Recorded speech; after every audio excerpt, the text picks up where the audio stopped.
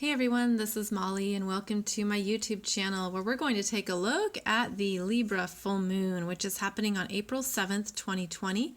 It will be exact at 7:34 p.m. That's Pacific Daylight Savings Time. So please adjust for your location on the planet as it might be happening on April 8th, depending on where you reside. So as we look here at the full moon, we can see that the moon is at 18 degrees of Libra, 43 minutes. We round up then to 19 degrees. And of course, the moon is opposing the sun. Now, the transiting sun is at 18 degrees of Aries, 43 minutes, and the sun is always where we have most of our energy.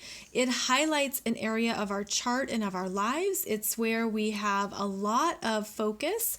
Think of the transiting sun as a spotlight moving through your natal chart. And so when the transiting sun then has its monthly opposition from the moon, we have new illumination, new awareness. We step out of the subjective nature of Aries, which is me, my world, what I'm doing, what's going on for me, and how I'm defining myself. This is also the energy of new beginnings.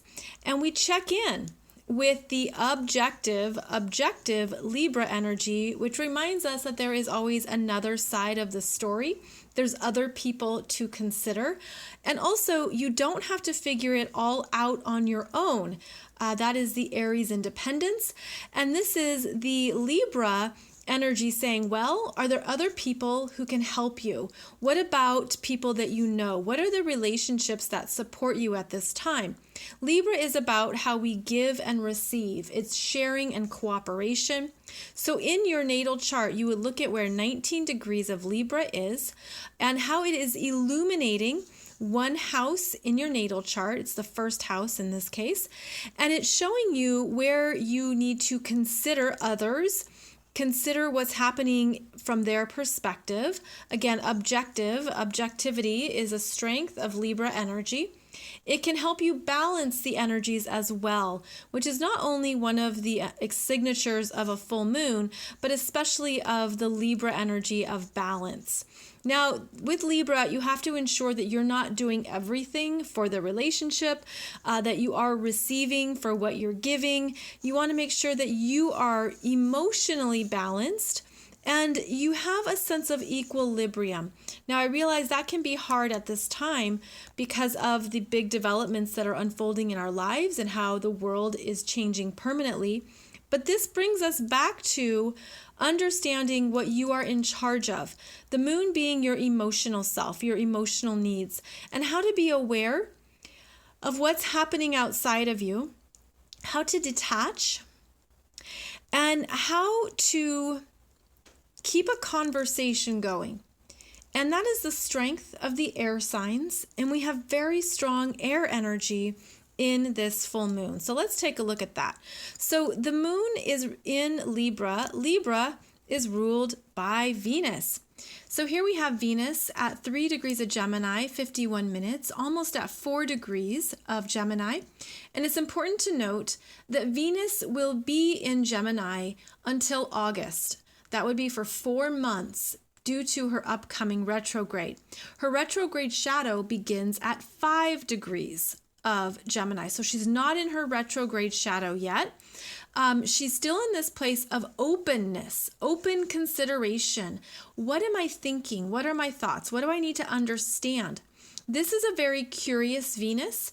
She wants books and magazines. She likes social media. She wants to know what's going on. She is social, a very social butterfly. This is the ability to talk and share, to want to converse with others. So we have a very strong air energy in this full moon that brings up our desire to connect to other people. And the Venus focus is asking you to be aware of where your mind is going at this time. So bring a higher consciousness to your thoughts and ensure that you're following the Venus energy signature of what makes me happy, what feels good, what feels kind, how am I taking care of myself, and how am I taking care of others. Venus is, of course, about relationships, and she's also about that giving and receiving. But in Gemini, it's through conversation.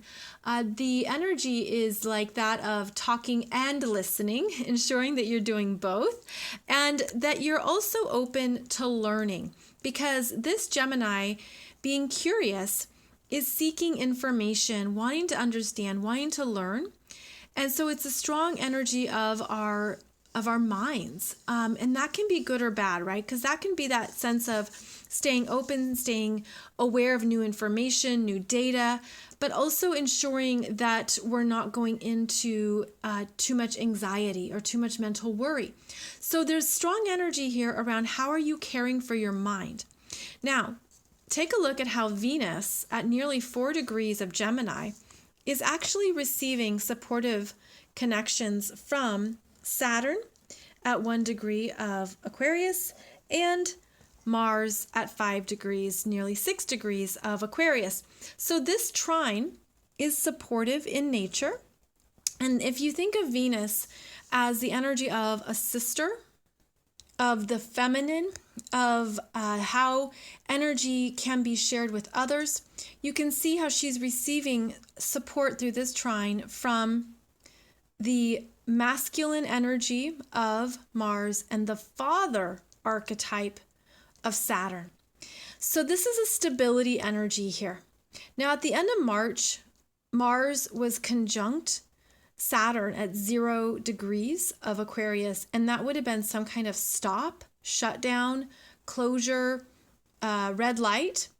But now Mars is moving away from Saturn and seeking freedom, seeking the ability to keep moving into the future, to keep going and to find new inspiration and motivation as he goes.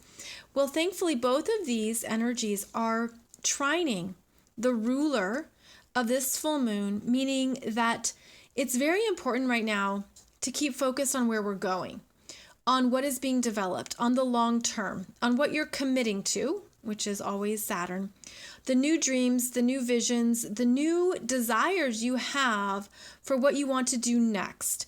Because of course our world is changing permanently. We're seeing that, we're living it at this time. But where are you going? And if you can connect with that, it's going to energize your daily life and remind you of the new possibilities that are available now that perhaps you weren't aware of. Now, something else to note is that the day before this full moon, that would be April 6th, the moon would have been in the early degrees of Libra, creating a grand trine in the air signs. And that would have been some kind of connection point. And the air signs are all about people, the people that we do communicate with, that we share our lives with, that we interact with. And it could be that the day before this full moon, something comes to mind, something comes up, information comes in, and it could be through a conversation with somebody, even through, anything on social media or texting, an email, that points you in a new direction or opens you up to something that you didn't see was possible, but gets you thinking in a new way and gets you going for something different in the future. Okay, so there's something with this full moon that is meant to show us the way ahead and to remember that you always have power and control over your thoughts and to tend to them responsibly, to take a balanced approach as much as possible right now, which could be hard to do, but could ultimately serve you well as we take these current days in a whole new way. It's literally living day to day, right? So a few other things to note. A few hours after the full moon, the moon will move to 24 degrees of Libra and then square Pluto and this Jupiter conjunction at 24-25 degrees of Capricorn. Of course, this is the big world changes that are happening. This is how our world is being changed permanently and forever. Very big developments, seismic developments, the economic reset, the world changes, the global changes. And when the moon squares these two, there could be a power struggle, emotional tension, frustration. Just keep that in mind following this Libra full moon, especially if you have any planets or points at 24 or 25 degrees. And then also be aware that the sun is approaching its square to this point as well. The sun travels 1 degree a day. So about a week after this full moon, the very middle of April, April 14th and 15th, the sun will square Pluto and Jupiter here at 24, 25 degrees of Capricorn. And that is also a power struggle. That's the desire of, I want something now. It's the Aries impatience. It could also be the Aries anger of, I have something that I need, or I want to do this on my own timeline. But the Capricorn energy is saying, this is happening on a bigger timeline and you're not in control. So keep in mind that after the full moon, emotions could be big. There could be big developments in the world around what we want to unfold or happen next. And it's all, of course, going on a bigger timeline that's actually connected to those who are in control or those who are in power. But I feel like there's a self-mastery that we're being given here. And this conjunction with Pluto is really focusing on your own self-mastery and soul growth at this time. This is a pivotal time for each of us individually, not to mention collectively, and that there's something coming to your awareness that you're really meant to understand about yourself and your life direction. And because it's in Capricorn, it's about profession, career, what you do in the world, what you put out there, how you make money, how you want to be seen, reputation, recognition. All these Capricorn energies are very strong, and they're basically connecting you to more of your soul mission and your soul work at this time.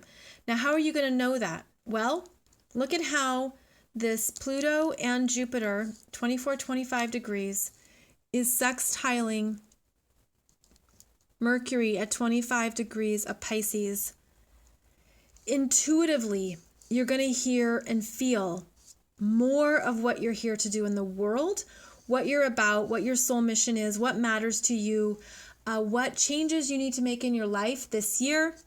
And of course, this is a receptive, intuitive Mercury.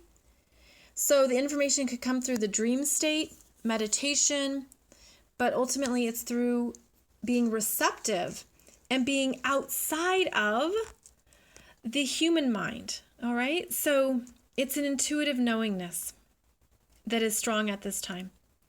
Now, one other thing here two other things I want to point out.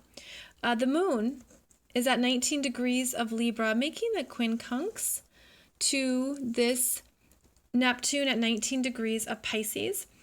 And this is where you want to talk it out, think it through, work with others, that Libra cooperation, wanting to find balance and peace in the moment. And it's receiving the quincunx from the more powerful energy of Neptune and Pisces, which is the huge surrender, the huge, you don't know everything yet. There's no way to know. Stay in the trust, stay in the flow. But a quincunx is discomfort.